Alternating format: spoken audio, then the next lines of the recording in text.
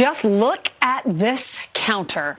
Biden's DOJ adding 3 new charges to that long list that former President Trump is facing in relation to the classified documents at Mar-a-Lago, 40. So it's the latest in a long line of legal actions against Trump, from numerous indictments to impeachment to election interference, as well as Russian collusion claims and civil investigations. It's a lot. Let's bring in House GOP Conference Chair Elise Stefanik to comment on this.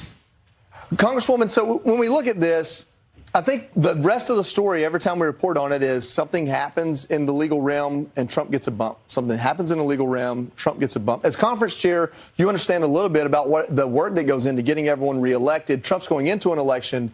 Do you expect this latest news to be a bump, to deter donors? What do you expect Trump supporters and others will react to this?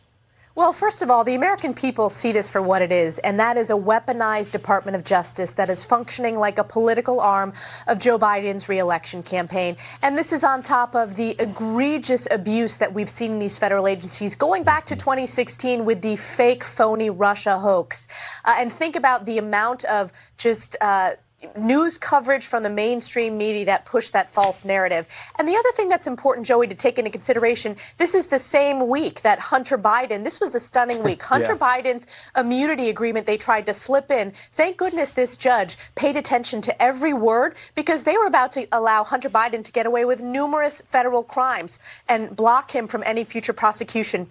So what do I think this means with the polls? You know, President Trump is going to barrel towards a win in this primary election and in the general election as well. There was interesting reporting last night that of the candidates, the one that Joe Biden is most fearful of in his campaign is Donald Trump. And that was not necessarily the case months ago. So what we've seen is this strengthens Donald Trump's political position. And it's because the American people are tired of these weaponized federal agencies. And that if your last name is Biden, you get to live by a different set of rules versus if your last name is Trump, you get targeted by these agencies. It might backfire. It really might, because if you talk to Republicans that maybe weren't going to vote for Trump or thought maybe they should have a different candidate, they're saying, my gosh, we feel so sorry for him now because of all of this. And they see what's happening and how Republicans are treated differently than Democrats. If you have an R by your name, you know, they fight. Republicans fight. They keep fighting, and they're fighting for this country. But everything's against them. And if they're prominent, then they're in trouble, it seems like. Look at the Trump campaign courtroom calendar. This is what it's going to start looking like this fall and all next year. You're going to have the first GOP debate in about a month in August, right before school starts or when football gets going. And then this all ramps up. You've got the Trump Organization civil suit on October 2nd. In January, you have the Iowa caucuses. Mixed in with that, you have the E. Jean Carroll civil defamation suit and the Pyramid Scheme class action suit. Then in March, you have Super Tuesday. Mixed in with that, you have the New York State criminal hush money suit. Then in May, you have the classified documents trial. July, you have the Republican National Convention. And then in November, Election Day. And I'm sure there'll be a lot more in between, too, that we don't know about, because there's also Georgia and there's January 6th. What's your reaction to this? My reaction, Ainsley, is look at all of this they're throwing at President Trump. They're trying to use the calendar against him. But what they don't realize, what the establishment doesn't realize, is this is going to strengthen President Trump's position, not only in the primary, but the general election, because it epitomizes the weaponization of these federal agencies in the Department of Justice against President Trump. And you're right, Ainsley. It's not just because he has an R next to his name. They're going after everyday people. This is the same Department of Justice that has been illegally targeting parents. This is the same federal agencies that are trying to censor free speech across America on big tech platforms, working in collusion with big tech. They need to be reined in. And the reason why President Trump is in such a strong position among many is he is uniquely positioned to drain the swamp. Remember when he talked about that in 2016?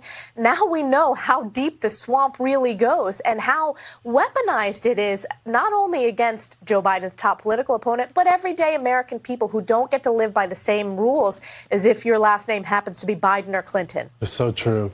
You know, Congresswoman, we just saw a federal judge throw out this, I don't know what type of plea deal. It was unprecedented, according to the prosecution there. She threw it out, but also they revealed throughout that interaction that he's still under investigation for other things. You said that you believe there are more LLCs that are directly linked to Joe Biden. What can you tell us about that? I do believe that there are more LLCs directly linked to Joe Biden, and here's why. Because this White House has been stonewalling all of our requests for additional documentation, and we need to follow these facts all the way to the top if that's where it leads. And I will tell you, Lawrence, it's because of House Republicans' majority that we've been able to uncover this, doing our constitutionally required duty of doing this investigation and oversight. It's only because of Republicans and our work that we know about the 20, what I believe is illegal LLCs of money laundering and, frankly, pay for play of the Biden administration. Much of that came in when Joe Biden was vice president. So we need to have all of the facts. The American people deserve nothing less. Transparency is important in democracies, and we're going to continue to deliver that. So I always say follow the facts, and the LLCs are facts. The money flow are facts, and we're going to continue to do that. Congresswoman Elise Stefanik, Republican Committee Chair, Intelligence Committee.